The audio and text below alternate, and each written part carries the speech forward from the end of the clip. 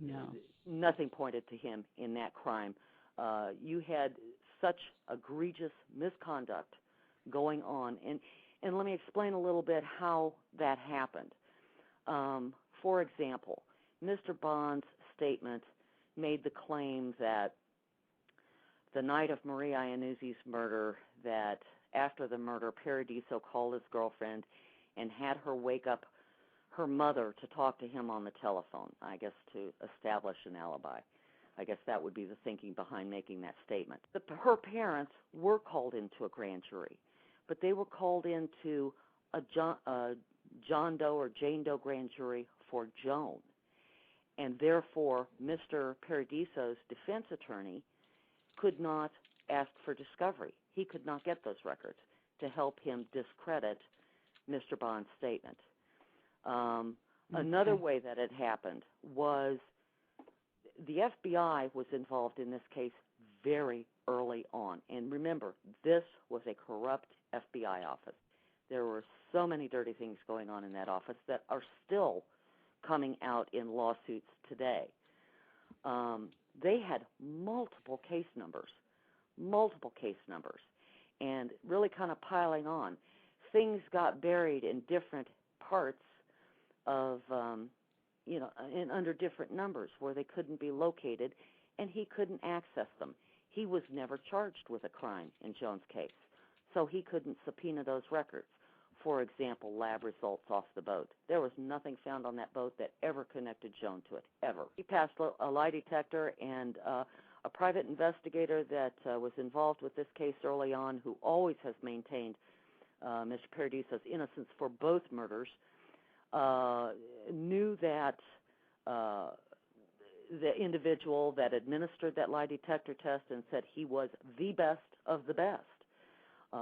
If he was able to pass a lie detector test through that person, he had confidence in it. And he took it at a time when he wasn't even charged with the Iannuzzi crime. He knew he would be looked at. Mr. Paradiso was not a saint. He had been in jail for an assault. He was a parolee, which was one reason that made him a suspect in the 1979 murder. And so he let his parole officer know. He did the right things. And no, he did not commit that crime. We have a couple of questions here in the chat room. One question is, did they look at the people on board her flight as suspects? Perhaps someone targeted her during the flight. They looked at, I know they questioned extensively. They had all sorts of people that first week that talked to people off of the flights, people that worked at the airport, cabbies, classmates. I mean, they interviewed hundreds of people. I do believe that's a really legitimate thing to be looking at. I know when her remains were found that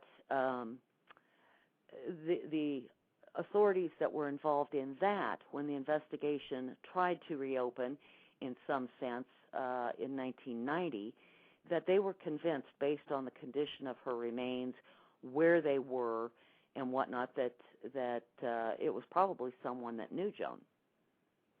And I would say that everything I've seen and I've read and I've learned, this was a premeditated murder. Whether it was someone on her flight, I don't know, but there were 5 flights that came in. And 2 of them came from Newark, which is where Joan flew out of. There were 2. And it could have been someone that she knew from school, that knew her itinerary and knew she was getting in to Logan at that time.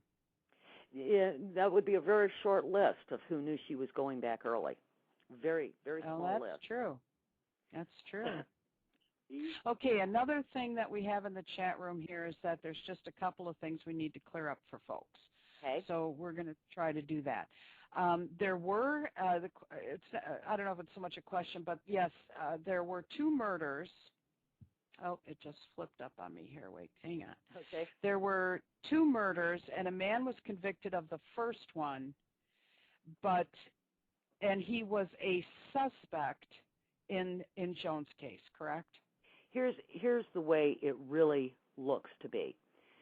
The the 1979 murder had pretty much been swept under the rug. They weren't going to do much about it. This was an unemployed young woman, a drug user. They pretty much swept it under the rug. And Mr. Paradiso was a suspect in that case. He was a parolee. He had been seen with the victim, and they had attended the same wedding. In 1981, when Joan disappeared, they didn't know who to look at. And it is my belief that Mr. Paradiso became convenient. And because there was nothing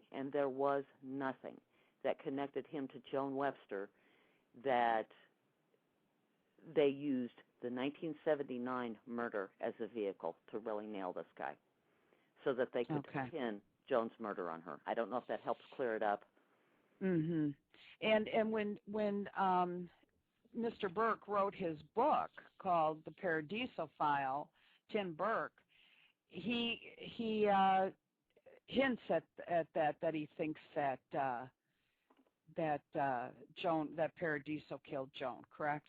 He, and to give him the benefit of the doubt on this, my belief is at this point that he probably initially believed Paradiso was responsible and therefore maybe justified in his own mind doing the things that he did, the misconduct to convict Mr. Paradiso for the Iannuzzi murder.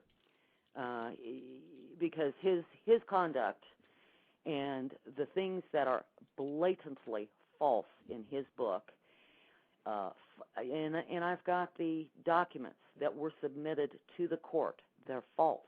They have false statements in them. The search warrants that they executed under the guise of the Marie Iannuzzi murder, the only thing they walked out of there with were things that they tried to attach to Joan's case. Nothing to do with Marie Iannuzzi's case. This was strictly a vehicle to nail and provide a scapegoat for Joan's murder. Somebody had an agenda there. Mm-hmm.